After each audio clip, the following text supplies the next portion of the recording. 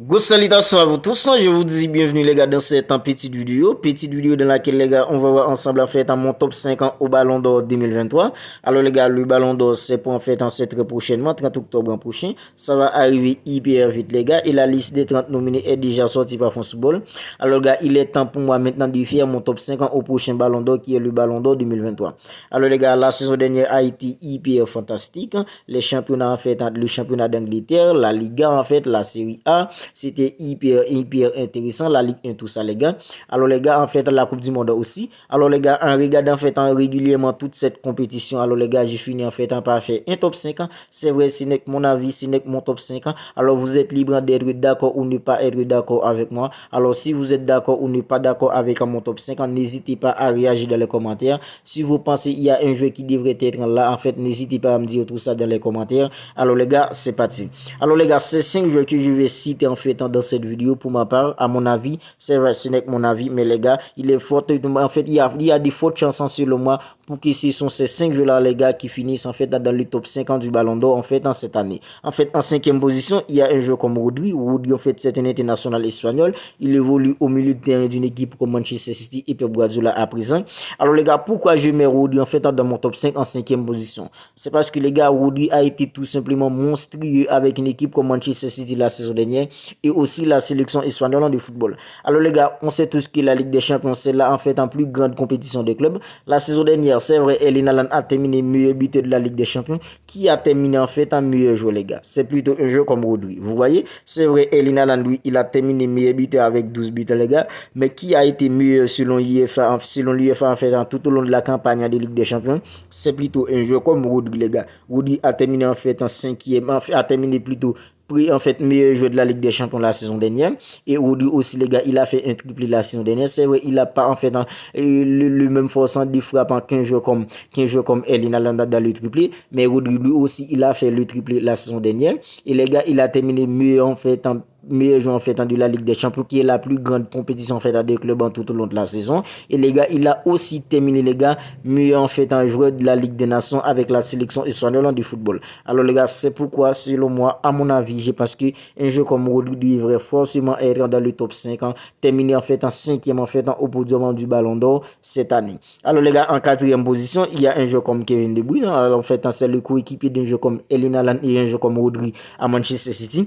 Alors pourquoi je mets un jeu comme Rodri et De Bruyne en fait en quatrième position?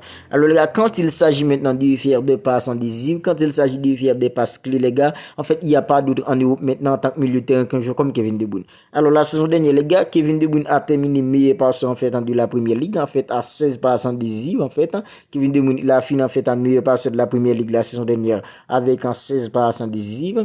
Il a terminé aussi les gars meilleur passeur de la Ligue des Champions avec 7 passes en décisives et un joueur comme Kevin De Bruyne les gars, il était décisif avec une équipe comme Manchester City la saison dernière. En fait, il était présent en fait des grands rendez-vous. En Première Ligue, face à une équipe comme Arsenal, les gars, il a répondu présent. Face à une équipe comme Liverpool, en fait, il a répondu présent, les gars. Face à une équipe comme le Real Madrid, lors du match aller des demi-finales de la Ligue des Champions, Kevin De Bruyne, lui, il a terminé, il a répondu présent et c'est lui qui a inscrit à ce moment-là l'unique but d'une équipe comme Manchester City lors du match aller en fait pour permettre avec une équipe comme Manchester City de trouver le but égalisateur face à une équipe comme le Real Madrid au Bernabéu. En fait, Kevin De Bruyne non seulement il a terminé en fait un meilleur passeur de la Première Ligue à 16 passes, il a terminé meilleur passeur de la Ligue des Champions à 7 passes, il a terminé aussi les gars meilleur passeur en fait européen la saison dernière à 28 passes en décisif au total les gars. Kevin De Bruyne a été tout simplement extraordinaire la saison dernière avec une équipe comme Manchester City les gars. Lui aussi il a fait en fait le triplé la saison dernière. Il a remporté la Ligue des Champions, il a remporté la Première Ligue, il a remporté la FA Cup et les gars, il a terminé mieux passant en fait dans 3 compétitions la saison dernière. C'était plutôt incroyable de la part d'un joueur comme Kevin De Bruyne. C'est pourquoi selon moi les gars, je pense que Kevin De Bruyne devrait finir en fait en quatrième dans mon top 5. Et les gars, surtout Kevin De Bruyne, il était déjà en fait il faisait déjà partie en fait des 3 nominés en fait pour remporter le trophée en fait meilleur joueur de l'IFA de l'année, c'était lui, Erling Haaland, accompagné d'un joueur comme Lionel Messi. Alors, gars, ça, c'est plutôt un signe, en fait, qui nous prouve qu'un joueur comme Kevin De Bruyne, en fait, va avoir, en fait, une meilleure place, en fait, au podium du Ballon d'Or cette année. En fait, en troisième position, les gars, il y a un joueur comme Kylian Mbappé. Alors, les gars, on est tous d'accord sur le fait que Kylian Mbappé a été, en fait, extraordinaire avec la sélection française de football au Qatar, en fait, en décembre dernier. Mais les gars, à part, en fait, la Coupe du Monde d'un joueur comme Kylian Mbappé, en plus de ça, Kylian Mbappé n'a pas remporté, en fait, la Coupe du Monde. Il n'y a pas, en fait, beaucoup de choses qu'on peut dire pour un joueur comme Kylian Mbappé. Parce que, les gars, Kylian Mbappé, lui, il a terminé, en fait, en meilleur, en fait, en buteur de la Coupe du Monde à 8 réalisations. Lionel Messi, derrière lui, à 7 en réalisation. Kylian Mbappé, il a fini, en fait, en meilleur joueur de la Ligue 1, mais, en fait, en buteur de la Ligue 1 aussi. Mais quand, en fait, vous dites, en fait, en Ligue 1, quand vous dites en meilleur joueur de la Ligue 1, meilleur buteur de la Ligue 1, les gars, ça, en fait, ça manque plutôt des frappes, les gars. Parce que les gars, maintenant, en fait, la Ligue 1, c'est plutôt, en fait, le 5e championnat parmi les 5 grands championnats, en fait, européens, en fait. Quand, en fait, vous dites, c'est la Ligue 1, les gars, Kylian Mbappé, en fait, Kylian Mbappé a déjà, en fait, est plutôt habitué à inscrire, en fait, des buts, en fait, en Ligue 1. En fait, ça fait, en fait, c'est plutôt 5 saisons consécutives depuis qu'un joueur comme Kylian Mbappé termine, en fait, meilleur buteur de la Ligue 1. Mais on voit, en fait, ça manque toujours des frappes. C'est plutôt, en fait, en Europe qu'on attend un joueur comme Kylian Mbappé. C'est vrai, avec la sélection française, il a été extraordinaire. Il a fait une grosse Coupe du Monde, les gars, mais il n'a pas été champion, en fait. Il n'était pas, en fait, un champion avec la sélection française de football. C'est pourquoi je ne pense pas qu'un joueur comme Kylian Mbappé puisse finir, en fait, devant un joueur comme Lionel Messi ou un joueur comme Erling Haaland. Alors, dans mon top 5, les gars, un joueur comme Kylian Mbappé est en troisième position. Alors, en deuxième position, les gars, il y a, en fait, un joueur comme Erling Haaland. Alors, je sais qu'il y a beaucoup de joueurs. Mais les gars, je pense que, à mon avis, je pense qu'un joueur comme Erling Haaland, en fait, ne va pas finir, en fait, devant un joueur comme Lionel Messi. Parce que les gars, c'est vrai qu'Erling Haaland a été monstrueux la saison dernière. Il a, en fait un triplé. Il a remporté la Ligue des Champions en terminant, en fait, en meilleur buteur. Il a remporté la Première Ligue en terminant en meilleur buteur. En fait, il a remporté la FA Cup aussi. Mais les gars, un joueur comme Erling Haaland n'a pas été, en fait, très décisif dans des matchs, en fait, hyper importants pour une équipe comme Manchester City la saison dernière. Lors du match aller face au Real Madrid en demi-finale, Erling Haaland, en fait, était complètement inexistant, les gars. C'était plutôt un joueur comme Kevin De Bruyne qui a permis à une équipe comme Manchester City à ce moment-là de trouver le but égalisateur au Bernabeu. Lors du match retour, c'était plutôt un joueur comme, en fait, Bernardo Silva qui a inscrit, en fait, un doublé, le premier et le deuxième but d'une équipe comme Manchester City.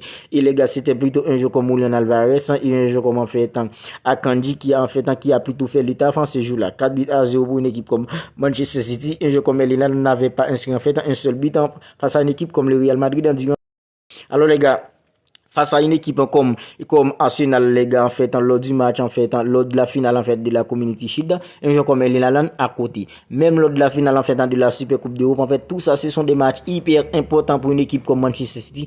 Tous ces gros matchs-là, les gars, Erling Haaland, en fait, a passé à côté de tous ces gros rencontres-là, les gars. C'est pourquoi je vous dis, en fait, tout ça, en fait, on va peser dans la balance, parce que différemment, en fait, contrairement à un joueur comme Lionel Messi, lui, il a été, en fait, excellent en Coupe du Monde avec la sélection d'Argentine de football. C'est vrai, il y a beaucoup de gens qui disent que, en fait, Lionel Messi, en fait, tout au long de la saison, à part la Coupe du Monde, Lionel Messi, en fait, n'a rien fait avec une équipe comme le Paris Saint-Germain, les gars.